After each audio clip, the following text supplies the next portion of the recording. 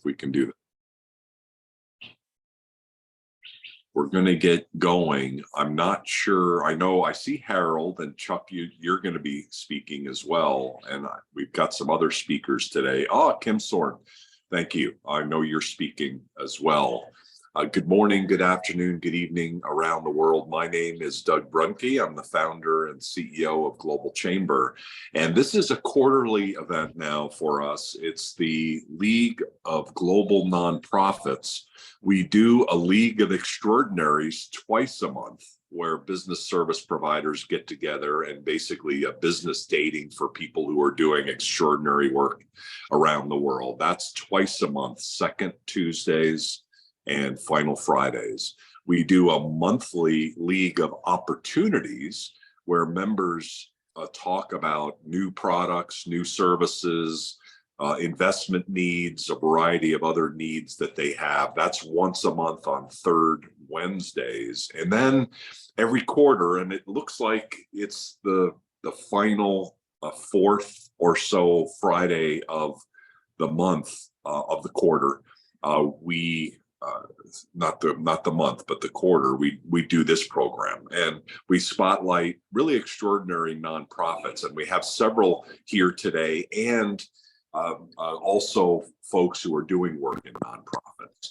I don't know if he's on the call, probably not, but Cesar Trabanco's wife is having a baby today. Oh, that's so nice. Today? Like right now. In fact, it's funny because the last couple of weeks we've been talking. She's due in a couple of weeks, and we have an award program right around then. And he was saying, she's due during the award programs, but I'm not too worried because we think it's going to happen earlier. And sure enough, it's happening earlier. So how nice. So he may or may not be jumping in today. He's got other priorities, much more important priorities, even though today is a great conversation. So thank you for joining. I've got the ball today. Let's start with Harold, because Harold D'Souza is not just an extraordinary person, but he's taken it on himself to do some tremendous work with refugees and protecting refugees, not just in the US, but around the world. Harold, your work is extraordinary. You're from India originally. You're now mainly in Ohio, and congratulations on what you're doing. Let's kick off with you, and then what we'll do is we'll have each one of our speakers today talk and share more about what they're doing, have some time for Q&A, and then we'll wrap up at the top of the hour. So Harold, I can't think of anybody better to start us off today. Please go ahead. Yeah, happy morning, Doug, and all my friends. I'll jump in straight. I know that I got 5 minutes. So the first minute I want to share is that how I started the nonprofit Eyes Open International, which is registered under 501c3 in the United States of America. First and foremost, I am from India, and I am a survivor of labor trafficking and debt bondage in the United States of America. I survived the horrendous crime. This happened 20 years back. But today, my passion is that when I got appointed by President Barack Obama at the United States Human Trafficking at the White House in 2015, President Barack Obama was the first president in the United States of America who started an advisory council on human trafficking in the history of America.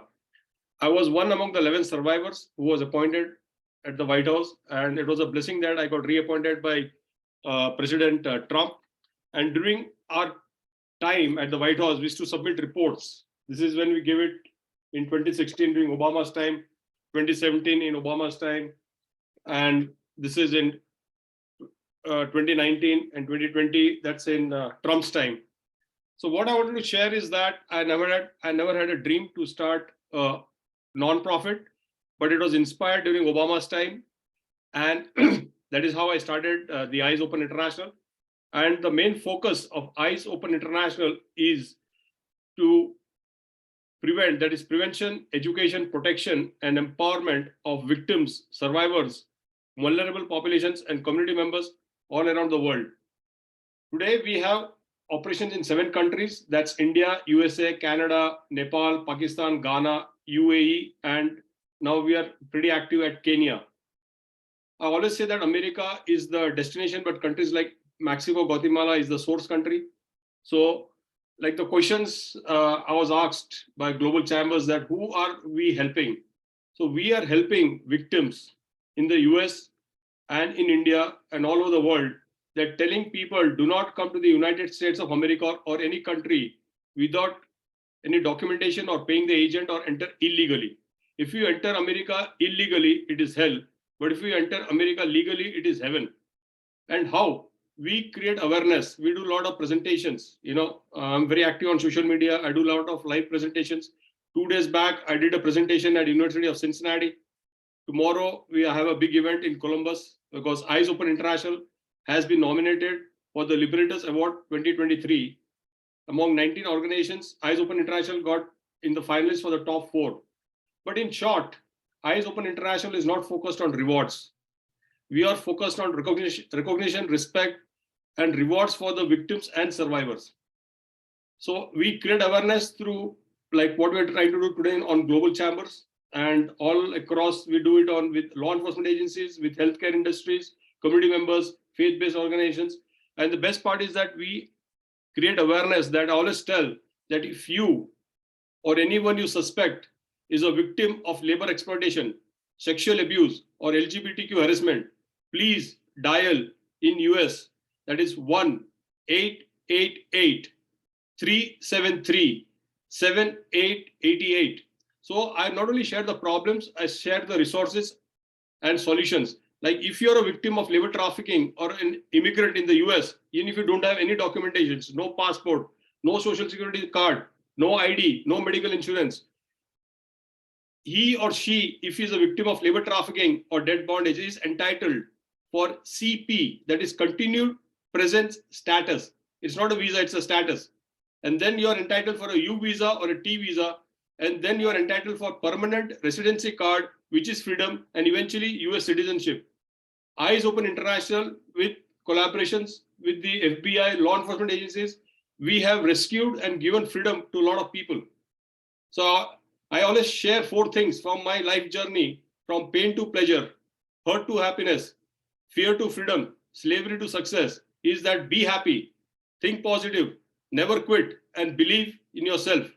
Now, who do you want to connect with? That was the second question.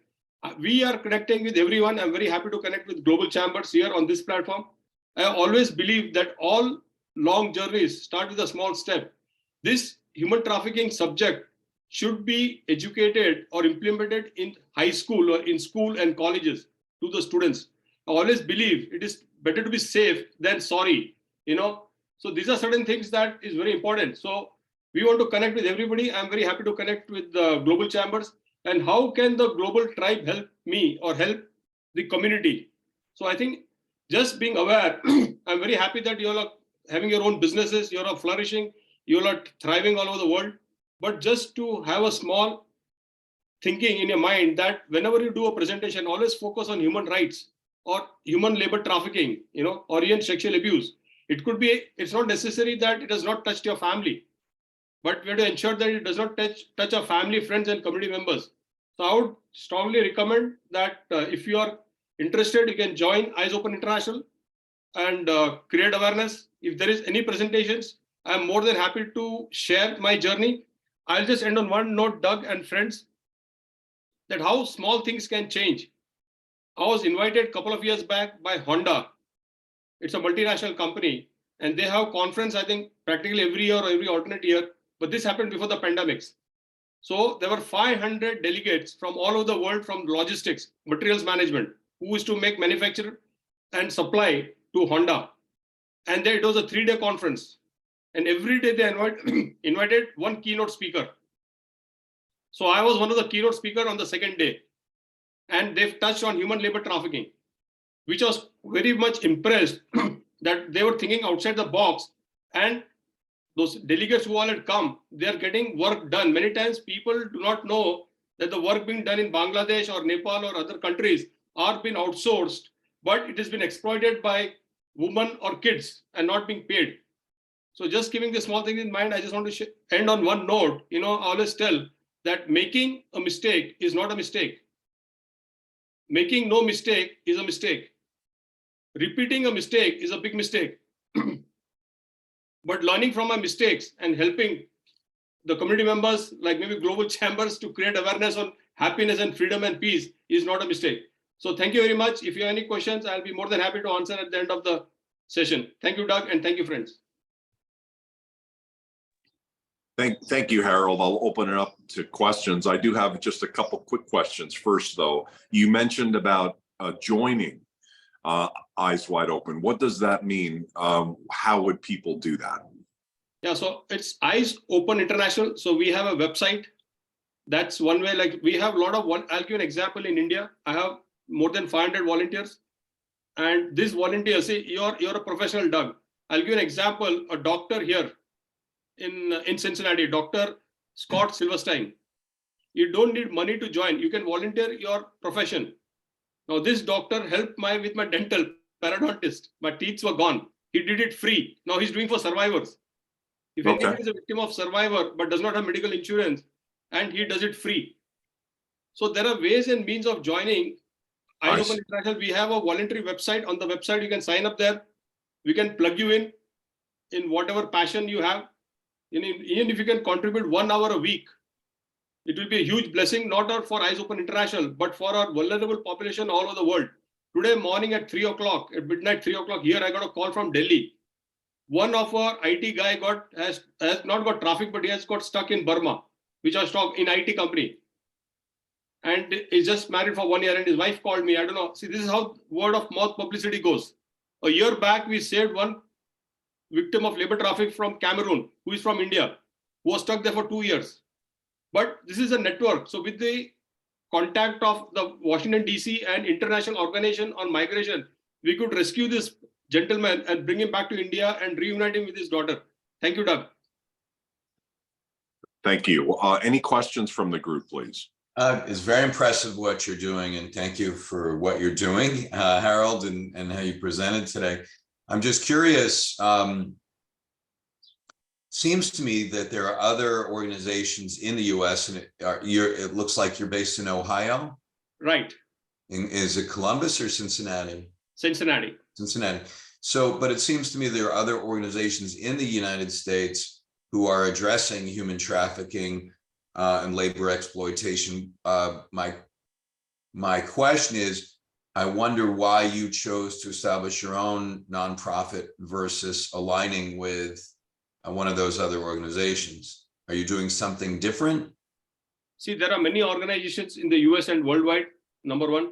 Number two, I believe in collaboration. Number three, I always tell that all NGOs are here to help the victims and survivors, and I'm not here for any competition. I'm not competing with any of the NGOs. And I don't mean competing, I'm just meaning why not join forces? Yeah, so I'll come down to the point, Chuck. If you analyze and if you Google and if you research that there is no focus on labor trafficking. Whenever you talk of human trafficking, it is sex trafficking. So nobody's talking about labor trafficking. It's sidetracked. It's a $150 billion industry after drugs. So it's always weightage goes to sex, which is okay, that's fine. But what about labor? What about male? Nobody's talking about male survivors or victims because it's a stigma, it's a shame. And many male victims are not coming out and talking because just fear, because they do not get justice. Traffickers in US use 4 words to the foreign nationals. I'll get you arrested, handcuffed, jailed, and deported. In sex trafficking, every person has different nicknames. In labor trafficking, every boy or girl has only one nickname, and that's illegal. When I was there, my trafficker would tell me, illegal, come here. He never used to call me Harold. So I realized that I wanted to create awareness on this. And I saw 2 immigrants die here in the US with whom I worked. What happened to them? They use and throw you like you have a Starbucks coffee. And their death has gone unnoticed. And I was not talking for 10 years. So this is a divine blessing from God that I started doing this. So my passion in life is to be the voice for the voiceless victims. I definitely can feel that passion. We can. And so your focus really is on the labor side rather than the sex trade side. So that's a very important distinction. Are there any other questions for Harold? What year did you start this, and what was the turning point for you to get it going? It was a very slow process. I started this in August of 2016 when I was working with President Barack Obama, and some individuals, Americans, helped me to set up this 501c3. I just didn't know anything. So it was a team effort. So I always tell that teamwork makes the dream work. But then I was working for Cincinnati Children's Hospital. So I could not focus 100% here. It was my passion because, see, you need funds, you need money. I'm a father, I'm a husband, I'm a son, and I have to run the house. So today my wife has got a good job. My two sons are working for Tesla, so they supported me. So I'm doing this full time now. So I'm not doing it for money. I see what Chuck said, there are many non-profit organizations in the world. You name it. I know it because I worked with them. I still work with them. Everybody has got a CEO, they've got an office. I have analyzed that when you start an NGO on human trafficking, 90% of the funding is going for the office or manpower expenses or salary or travel. I have flipped the script. 90% of my whatever I get donations, I spend it towards the victims and survivors. I'm operating from the house. There's nobody under a payroll. Everybody is volunteering their time, profession, and talent. Thank you. Thank you very much. So please put your information, including the website, in the chat area. I encourage everybody to share their information, no matter what your role is here in the meeting today. And then if you're listening to this program by video up on our website after the event, and you can't get a hold of any of the speakers, Harold or anyone, please let us know, and we're happy to help at info@globalchamber.org. I just want to end on one note, Doug, sorry. Like how this evolved in such a big way, like a snowball. And you all know Ivan Demosthenes, I think who is on the Global Chambers, or Larry Hart. So they both are on the board of directors for Eyes Open International. And we met, I think, on your platform. Excellent. Thank you. Great. No, happy to assist. And I'm glad Larry has done that. Let's continue to move on for our next speaker, and he's coming in. Kim Sorn is coming in from Cambodia. He has started an academy called SMILE, Smart Investing Learning Academy. It's located in Cambodia. It's providing affordable quality education to preschool children, primary school children, as well as youth and adults. And so, Kim Sorn, it's been a while. Thank you for joining us today. Are you available to speak? And could you explain a little bit more about SMILE, please?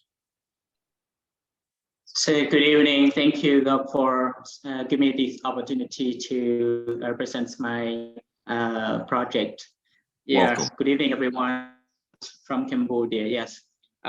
Yes, my name is Kim Son Ngam, and I'm the same as Harold from India. I got the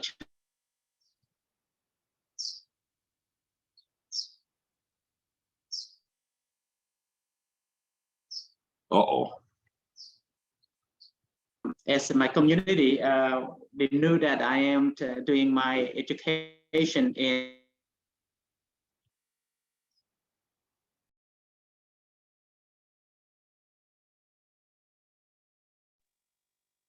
and then when I got a chance to exchange program.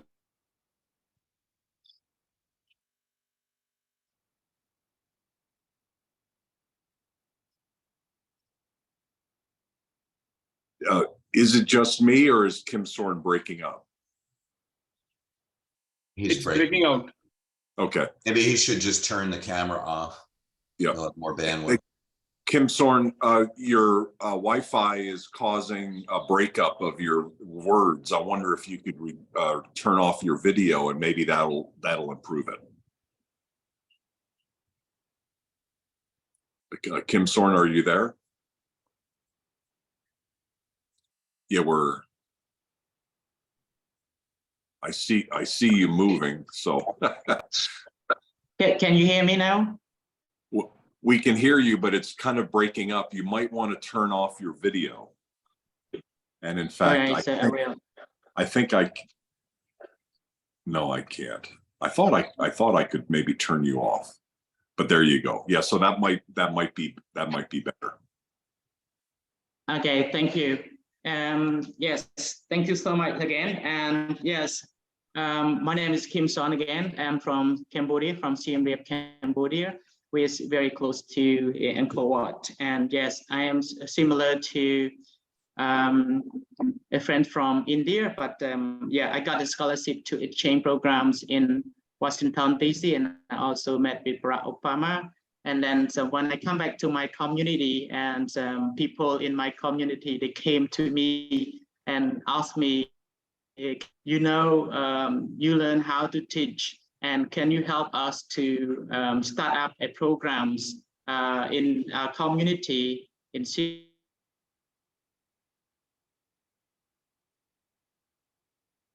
a cost that they cannot afford to send their children to go to those schools. Can you still hear me? Yes, we can. Yeah, and then I'm trying to looking for some fund opportunity, but I have no luck to access to the funding opportunity. And then luckily that I have seen one of the NGO in Switzerland that they engage the young entrepreneur to the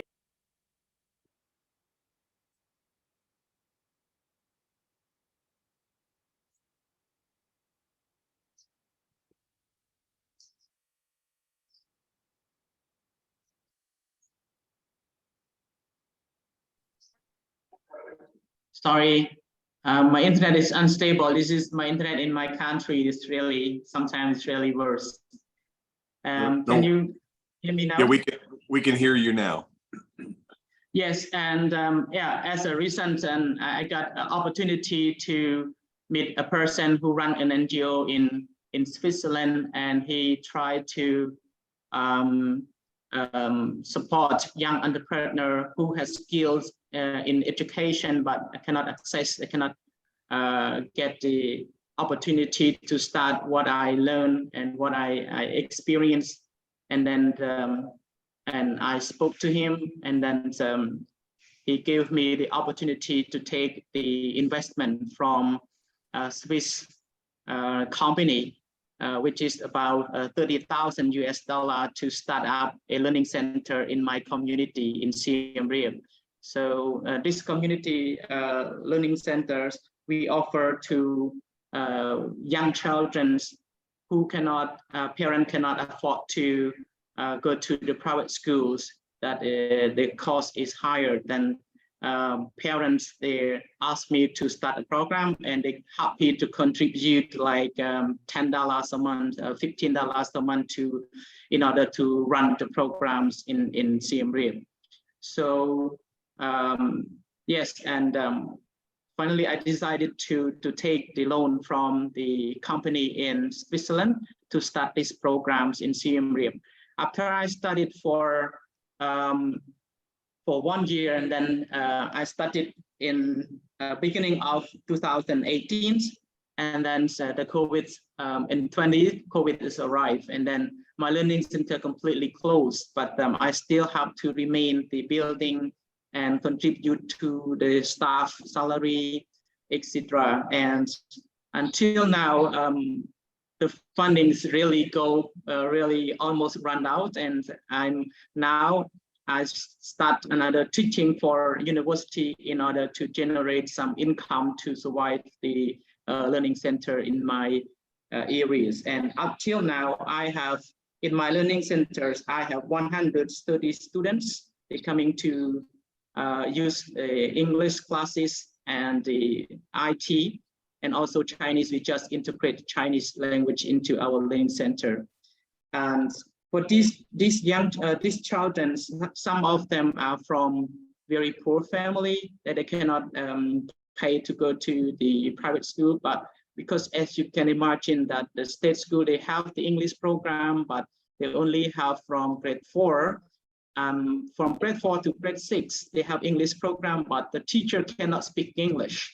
And they just open the book and they copy from the book and write on the whiteboard and ask students to repeat. And how can the student learn the language? So as this needs, and they asked me to start. That's why Smile Academy is happened here. And latterly, recently I was elected to support another 7 learning centers in Cambodia, which is in total, there are 13,000 students using these learning centers. And these learning centers, they similar background to me, and they took the investment, they took a loan from the company who I took from Switzerland. And we running this program. Without the COVID, we would be able to run our program independent. But because of the COVID and parents, they lose the job, then they cannot contribute, and that is the problem for our learning centers at the moment. But most of us, we almost most of us we almost be able to run ourselves, but we still need at least 1 year more in order to help these children and give parents opportunity to finding a new job for the family, and in order them to pay our costs or to contribute with our expenses for the renting, for the salaries of teachers, or the electricity and etc. So that's how this why Smile Academy is happening in the community, and the same as another 7 learning centers.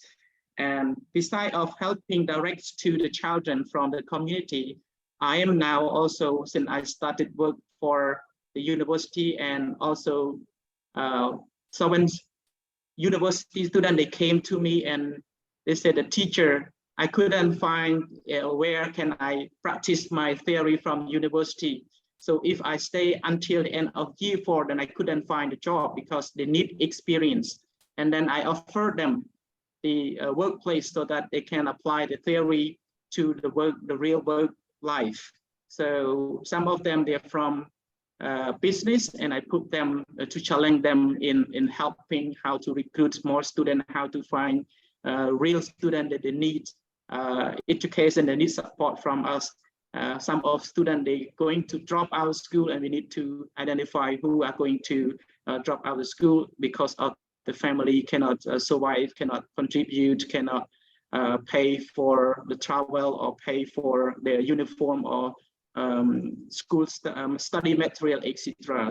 So we have a kind of this group of young people to help us to find out about the need, about the like the risk that they can be, the factor can be forced them to quit the courses. So, Okay. yes, that's all about. Yes, and I would really need some people from our groups, if you could help to engage me to the fundings, donors, or some NGOs in another country that they would like to send English teachers or students that they can be would be helpful for us to help us teaching in our learning centers. As I already mentioned earlier, that I am now volunteering work in this program, and also take myself risk to take loan from Europe to help my community. And yeah, and now I was elected to lead the other learning center for free and supporting them how to together keep going the program, so for the community children. Thank you. That is my presentation. If you have any question to clarify because of English, and feel free. Thank you. Thank you. And we heard all of that. So that almost all of that. So that was great. A couple quick questions. Did you end up through that program? I think it was Weiss Seeley. Did you end up meeting President Obama? And then the next step is, if people want to learn more, where do they go? How do they find out more about how to help?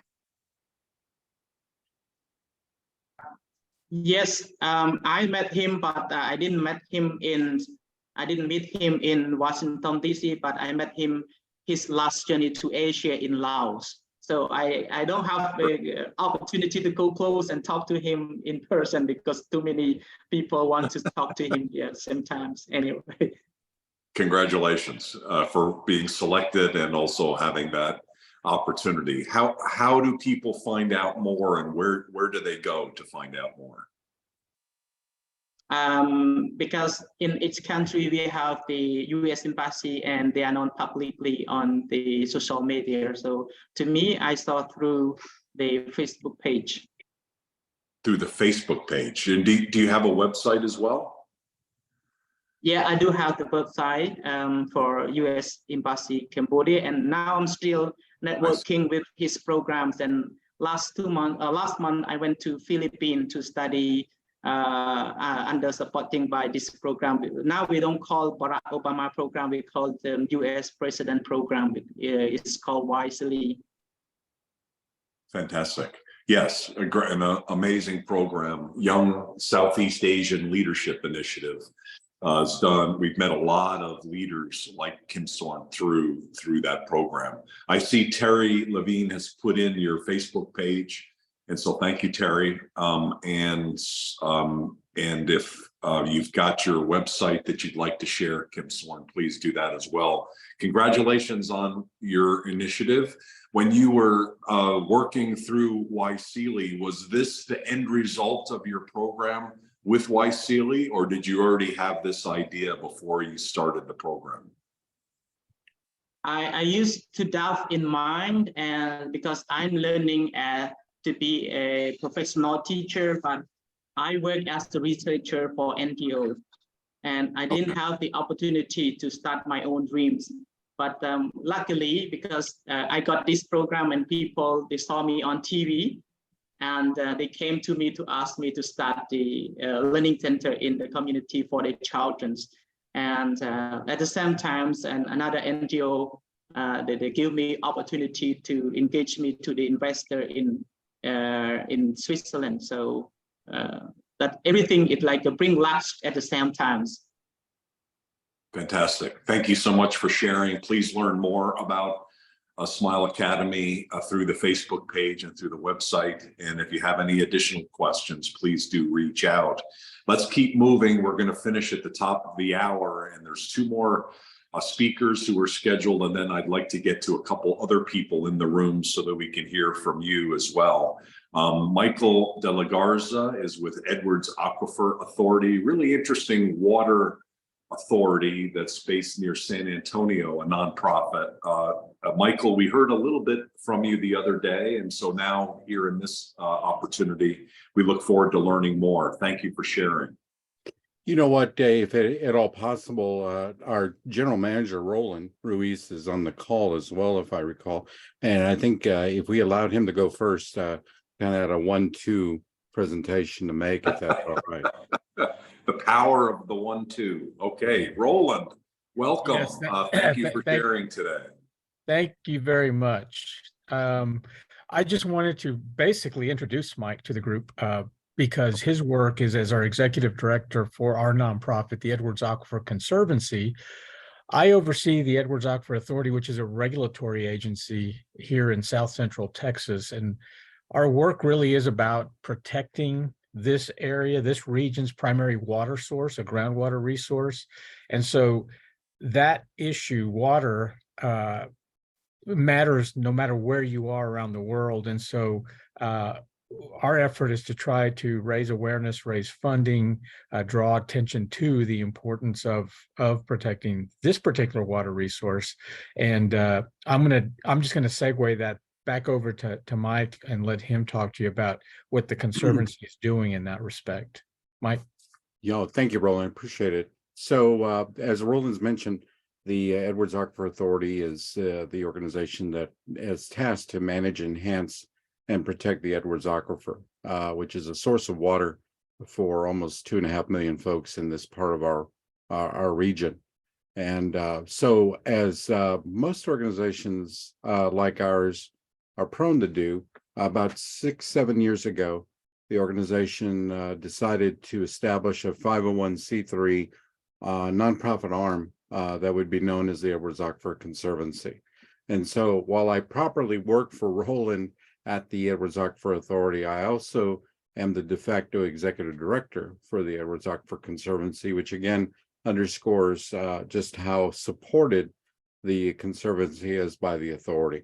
I mean, in point of fact, the 7 board members that are currently on the Conservancy Board of Directors are drawn largely from either past or present members of the Edwards Aquifer Authority. And so our charter is essentially to support the Edwards Aquifer Authority in the acquisition of land, cash in kind support and such to basically support its mission, its objectives, its goals, its projects, and so forth. I've been working at the Edwards Aquifer Authority myself now for nearly 5 years. And one of the opportunities that came to us immediately was the opportunity to establish an education outreach center, which we were able to accomplish through partnership with a like-minded philanthropist here in our community who operates a series of ultra accessible camps and playgrounds. And he established a camp that was essentially a camp open to anyone, regardless of any type of limitations they might have. And so we made an arrangement. He actually worked with us to build the building. We endeavored to build the inside of the building itself. And so all the exhibits, all the displays are scientifically based, drawn from the Edwards Aquifer's knowledge and so forth. And that facility opened up almost a year ago. We're coming up on 1 year anniversary.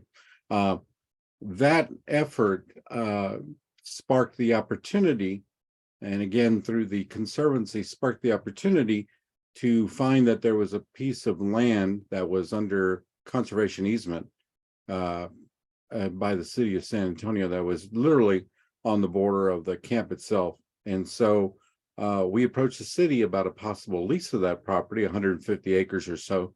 And because we had a conservancy, they turned to Roland and I and said, hey, why don't we just give it to you? And we said, sure, why not? And so one thing led to another, and we had a $5.5 million evaluated property given to the Edwards Aquifer Conservancy. Now we lease that, technically we lease that to the authority at $100 a year.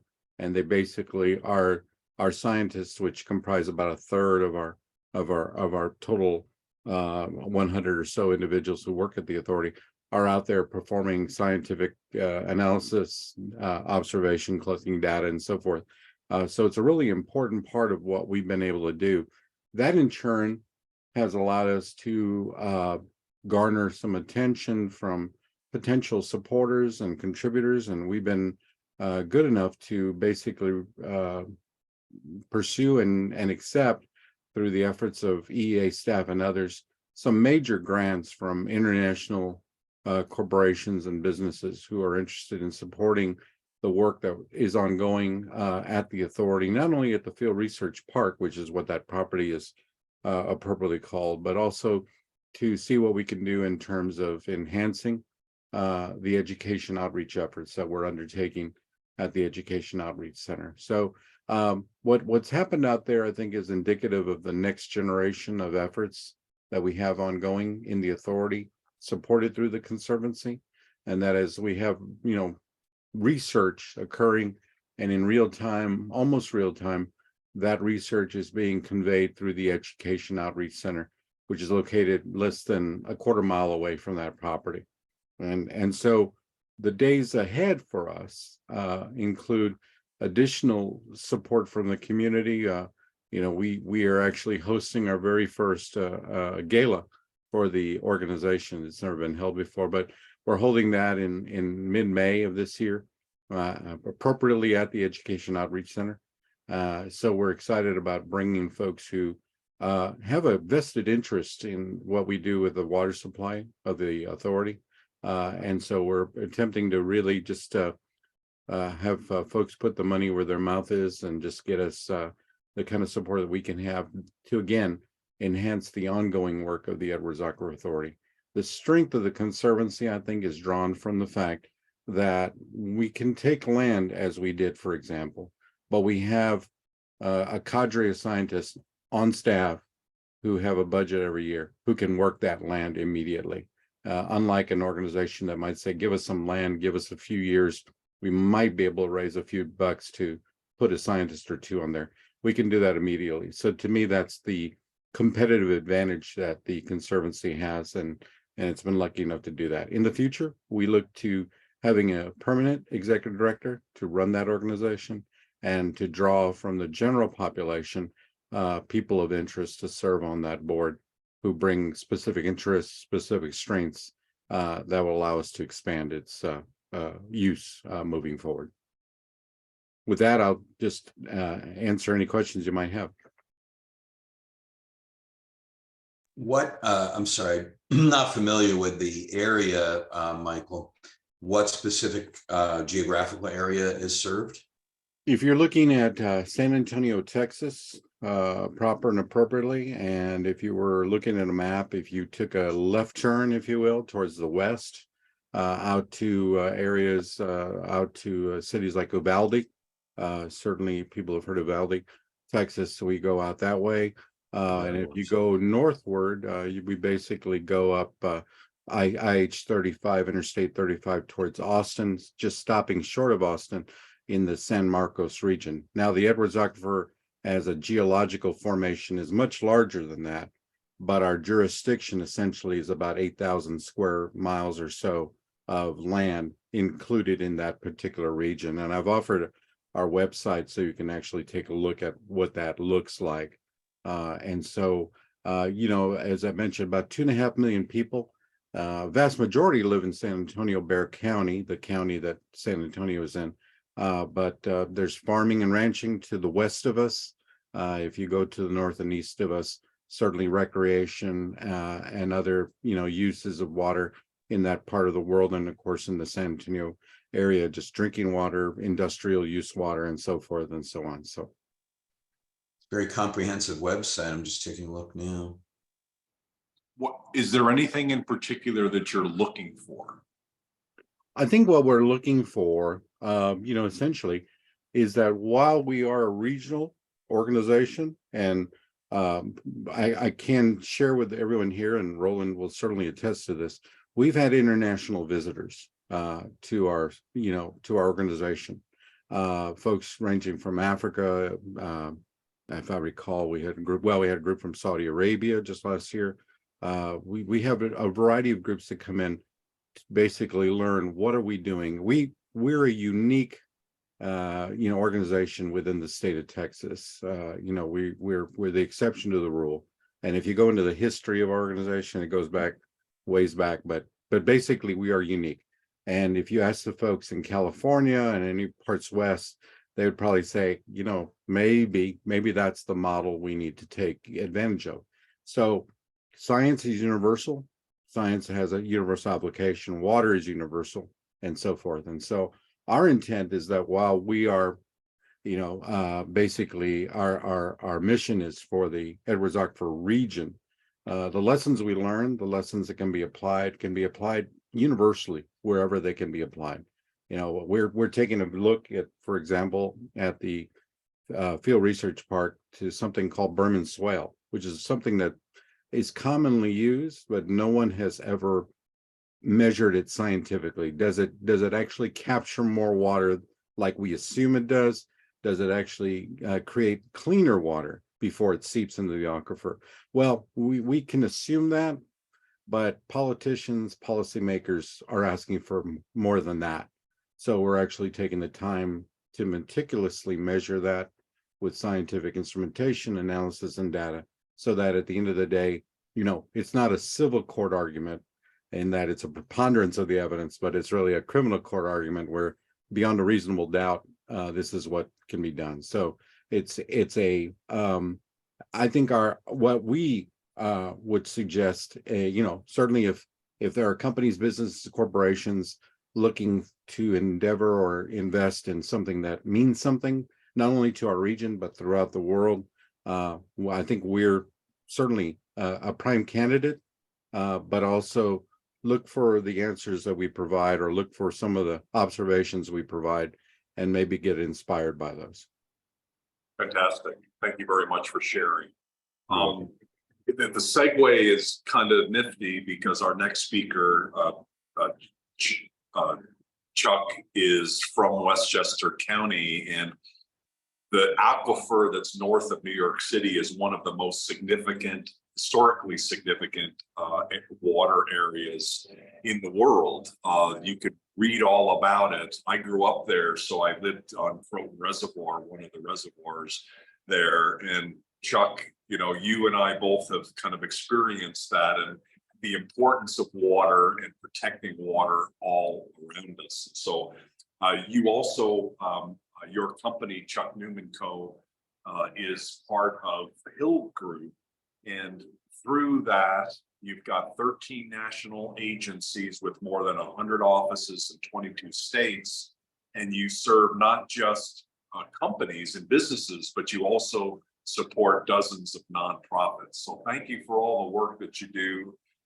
If you ever need any connections in north of New York, Chuck is the guy, because he's very well deeply connected in Westchester County and well beyond all that whole area. Please go ahead and let us know more about what you're doing.